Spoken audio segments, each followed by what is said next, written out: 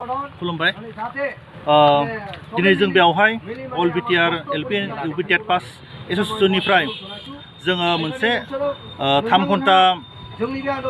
घन्टानि मोनसे धरनानि हाबाफारि लानाय जादों। जायगाया जोंनिया क'क्राझारनि डिसि अफिसनि मोखाङाव थानाय चिल्ड्रेन पार्क।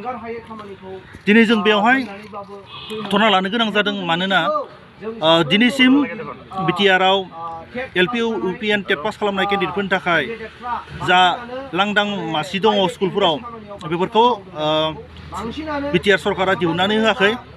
नोंथांमोना मिथिगौ दिनै जोंनि बर' बिजोंनि फरायसालिफोराव गोबां फरायसालियावनो दिनै सासेल' फोरोंगिरि, बबेबा फरायसालियाव दिनै सासेबो फोरोंगिरि गैया।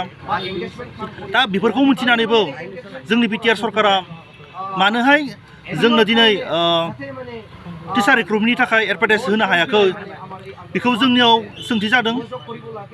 जोंनो दिनै न्याय नांगौ, मानो होनब्ला जोङो दिनै टिचार जानो हानानै जा जोङो इलिजिबिलिटि बे क्राइटेरियाखौ जों फिलआप खालामनायनि उनावबो दिनै फोरोंगिरि जानो हानायनिफ्राय जोङो वन्सित जानानै दङ।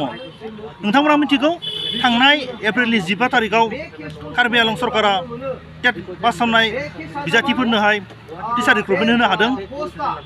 नाथाय जोंनि BTR आव मानो होनो हायाखै जों दासिम मिथिनो हायाखै। जोंनि BTR नि चिफ मानगोनां प्रमद बर' सारा गोदो बर' फरायसा आफादाव थानाय समनिफ्रायनो बुंबाय थादों जे गुन गोनां सोलोंथाइ नांगौ आरो गुन गोनां सोलोंथाइ नांगौब्ला जोंनो गुन गोनां फोरोंथाइ थानांगौ। नाथाय बिथाङा बिसायख'थियावबो बुंदोंमोन जे आङो BTC आव पावाराव फैनायनि लोगो लोगोनो इडुकेसनखौ फार्स्ट खामानि मावगोन। नाथाय दिनै नुनो मोन्दों जोङो बिथाङा जोंनि जा टिचार रिक्रुटमेन्ट होनांगौ LP आरो UP TET नि थाखाय बेफोरखौ जेबो गुरुत्व होनाय नुनो मोनाखै।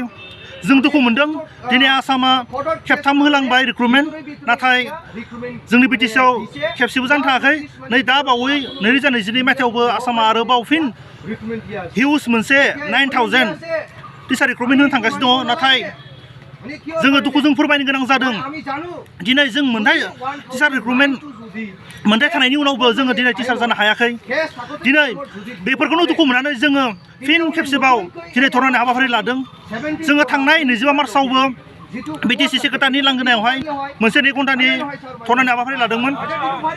नाथाय बेखौ बिथाङा जोंखौ मोजाङै रेसपन्स होयैनि थाखाय फिन खेबसेबाव जोङो दिनै 30 एप्रिलाव चिल्ड्रेन पार्क क'क्राझारावहाय फिन धरनानि हाबाफारि लादों। जुदि बिथाङा बे खेबावबो जुदि जों रेसपन्स 427 पस्टनि थाखाय खालामदोंमोन।